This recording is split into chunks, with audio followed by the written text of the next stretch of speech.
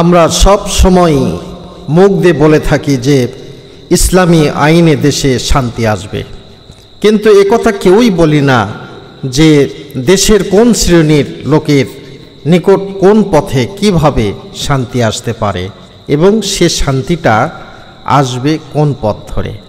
আমি মনে করি এটা এত সহজভাবে সব শ্রেণীর লোকদেরকে এমনভাবে বোঝাতে হবে যেমন একেবারে ঝাড়ুদার, সুইপার, বস্তিবাসী, রিক্সাওয়ালা, কৃষক, শ্রমিক সহ সমাজের সব শ্রেণীর লোকই যেন দিনের আলোর মতো স্পষ্টভাবে দেখতে পায় যে ইসলাম তাদের কোন শ্রেণীর নিকট কি করে কোন পথ ধরে শান্তি আনতে পারে এবং কোন শ্রেণীর লোকের কি উপকার হবে। কথাটাকে একটা উদাহরণের মাধ্যমে আলোচনা করলে আপনারা সুন্দর করে বুঝতে পারবেন। যেমন ধরুন কেউ কাউকে বলল যে ডাব খাও, এতে খুব উপকার হবে, কিন্তু বলা হলো না যে কি উপকার হবে। তাহলে আপনার কথা মতো সে ডাব যে খাবেই তা আপনি নিশ্চিত করে বলতে পারেন না।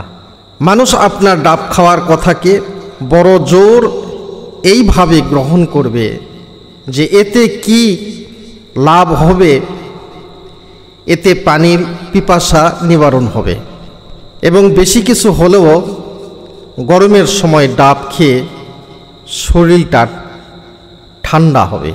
কিন্তু যদি বলেন কিডনির একমাত্র ঔষধ কচি ডাবের পানি, কাজেই কিডনি যাদের একেবারে নষ্ট হয়নি তারা যদি প্রত্যহ 3টা করে কচি ডাবের পানি পান করে তবে কিডনির রোগ দূর হবে। তাহলে দেখবেন 100 টাকার ডাব কিডনির রোগীরা 200 টাকা দিয়েও কিনে নিয়ে ডাব খেতে থাকবে। ঠিক তেমনই যদি বলা হয় যে রসুন খেলে এতে বহুত উপকার, তাহলে আপনার কথায় কেউ রসুন খেতে আগ্রহী হবে না। কিন্তু যদি বলেন উচ্চ রক্তচাপ একটা মারাত্মক ব্যাধি, এতে মানুষ যে কোনো মুহূর্তে মরে যেতে পারে, কিন্তু কেউ যদি নিয়মিত নির্দিষ্ট পরিমাণে রসুন খায় তবে তার রক্তের উচ্চচাপ কমে যাবে এবং ব্লাড প্রেশার সেরে যাবে। তাহলে দেখবেন প্রত্যেক প্রেশারের রোগী রসুন কিনবেই এবং নির্দিষ্ট নিয়মে এই রসুন খেতে থাকবে। ঠিক তেমনি ভাবে যদি বলা যেত যে ইসলামী আইন কার কি লাভ এবং তা কোন পথে কিভাবে আসবে, তাহলে মানুষ ইসলামী আইনে যাদের উপকার আছে তারা তো কায়েম না করেই পারবে না, কায়েম না করে কোনো ক্রমে ছাড়বে না। তাতে জীবন গেলেও তারা তা কায়েম করতে পিছুপা হবে না, যেমন হন্যায় রাসূল করিম সাল্লাল্লাহু আলাইহি ওয়াসাল্লাম এবং সাহাবায়ে কেরাম রাদিয়াল্লাহু তাআলা আনহু। কিন্তু যদি আমরা এতটুকু বলেই ক্ষান্ত হই যে ইসলামী আইন কায়েম হলে দেশে শান্তি আসবে, তাহলে এতটুকু কথাতেই মানুষ ইসলামের জন্য পাগল হবে না।